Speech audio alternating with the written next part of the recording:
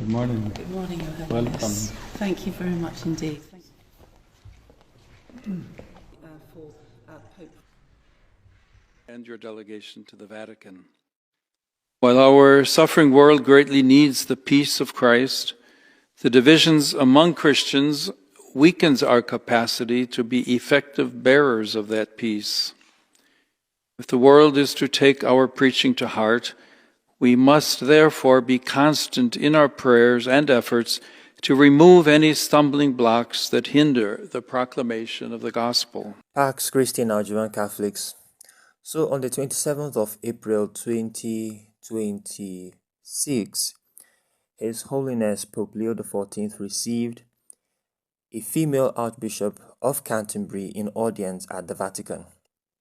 Now, I remembered a lot of Catholics' comments and responses when this news broke, and it felt like a lot of our egos were bruised. We felt disappointed, particularly because this was, in our eyes, the first time this was happening in the Vatican. Now, first off, we have to realize a few things. Many of us, obviously, asked a couple of questions. How can the Holy Father receive a woman bishop? Does this mean the Catholic Church now supports women bishops? And for many people, it felt like Rome was compromising. But before we react, we need to understand very important things. A meeting is not the same as approval. This is not even the first time a Holy Father or the Pope has received a female Protestant bishop. First of all, the Pope is not only the spiritual leader of Catholics, he is also a global religious figure and a head of state. This means that he will regularly receive all kinds of visitors: presidents, kings, Muslim leaders, Orthodox patriarchs, Protestant leaders, the list goes on and on. And people whose beliefs are very different from Catholic teaching will always meet with the Pope. Receiving somebody in audience does not automatically mean agreement with everything they represent. It simply means courtesy, diplomacy, dialogue, or a chance to maintain relationships. Now, if we are to go down the history lane, we discover that some of us actually don't know that Pope Benedict XVI himself also met a female Protestant bishop. During his apostolic journey to Germany in 2011, His Holiness, the late Pontiff, Pope Benedict XVI, visited Erfurt and met representatives of the Evangelical Church in Germany. Among them was Bishop Jacquemin, a certain Bishop Jacquemin, a female Lutheran bishop. Did Benedict XVI suddenly approve women priests because he met her? Obviously not.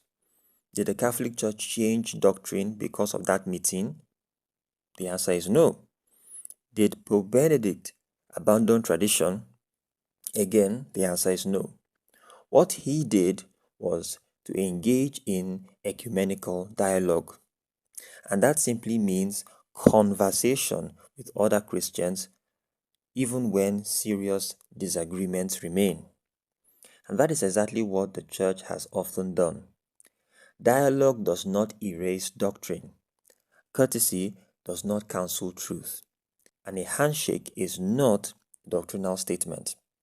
The Catholic Church still teaches what it teaches regarding holy orders and priesthood. That has not changed because of one meeting.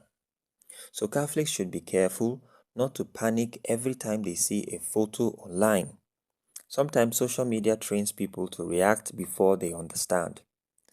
Another thing we must remember is this: if the Church only speaks to people who already agree with her, then how can bridges be built?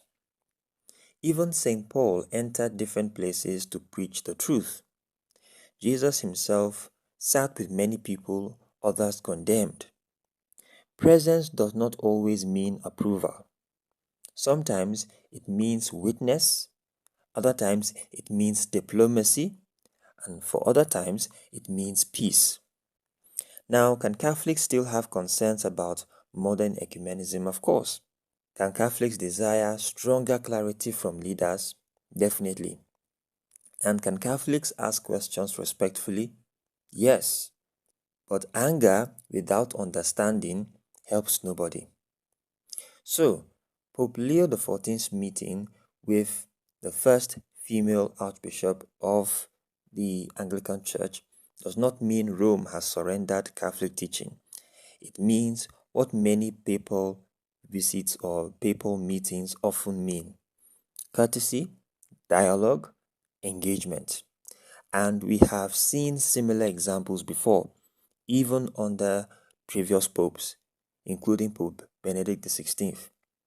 So let us seek facts before we come to conclusions.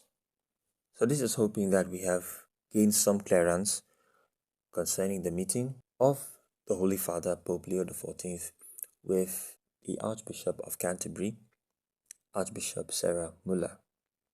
Thank you immensely for watching, and I'll talk to you soon. God bless you.